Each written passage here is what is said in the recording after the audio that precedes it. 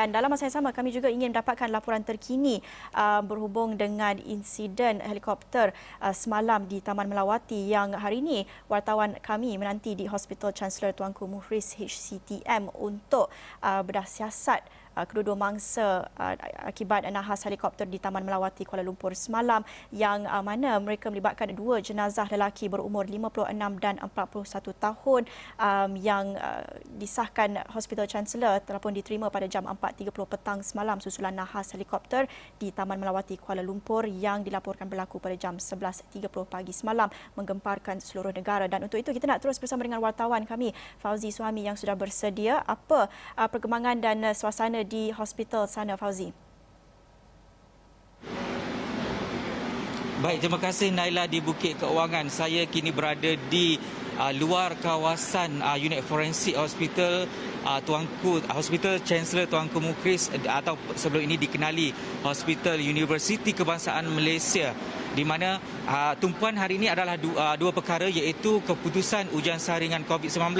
yang perlu dilakukan kedua-dua mangsa naas helikopter, dan keduanya adalah proses bedah siasat yang dikatakan akan diadakan ataupun yang akan dilakukan pada hari ini juga. Bagaimanapun setakat pagi tadi media masih belum dimaklumkan lagi tentang keputusan ujian saringan COVID-19 sama ada ia negatif ataupun positif, dan sekiranya keputusan itu telah pun diperolehi di peringkat dalaman yang mendapati keputusannya adalah negatif, proses seterusnya adalah proses bedah siasat bagi kedua-dua mangsa itu sendiri, dan proses bedah siasat itu difahamkan akan mengambil masa kira-kira 2 hingga 3 jam, dan difahamkan sejak pukul 7 pagi tadi juga antara ahli keluarga terdekat dan waris kedua-dua mangsa juga telah pun tiba dan telah pun berada di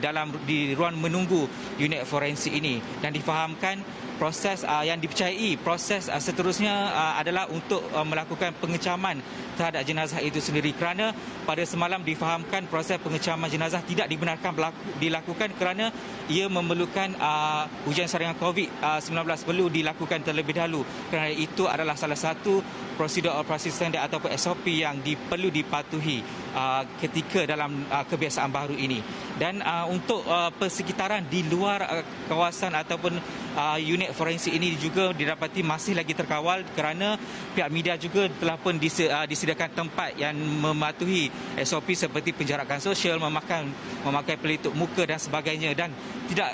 dilupakan juga pihak unit media hospital ini juga turut membekalkan sarapan kepada pihak media yang bertugas di kawasan ini pada hari ini. Dan selain itu ada juga ahli keluarga yang turut berada di kawasan luar ini, kerana hanya mereka yang terdekat ataupun limit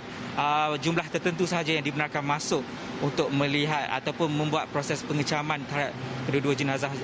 naas mangsa ataupun naas helikopter itu sendiri. Dan berdasarkan kenyataan ataupun maklumat daripada pihak hospital semalam, di mana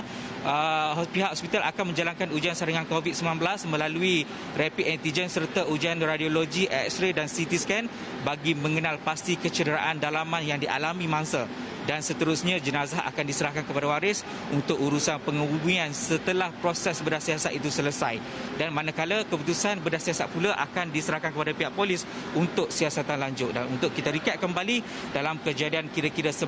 pukul 11.30 pagi pada semalam, Kolonel Bersara Muhammad Sabri Baharom 56 tahun dan Muhammad Irfan Fikri Muhammad Rawi 41 tahun disahkan terkorban selepas dua buah helikopter 9M HCA dan 9M HCB jenis G2CA sedang melakukan latihan penerbangan dari lapangan terbang Sultan Abdul Aziz Shah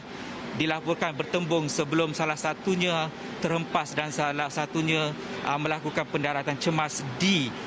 kawasan Taman Melawati Ampang semalam. Saya kira itu sahaja perkembangan yang saya boleh kongsikan ataupun saya bawakan untuk jam ini, dan untuk jam-jam seterusnya akan saya kongsikan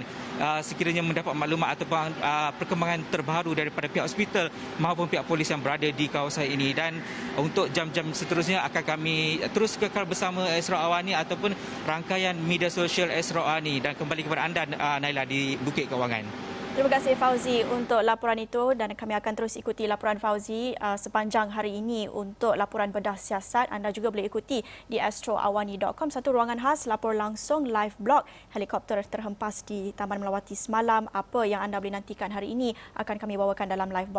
blog tersebut.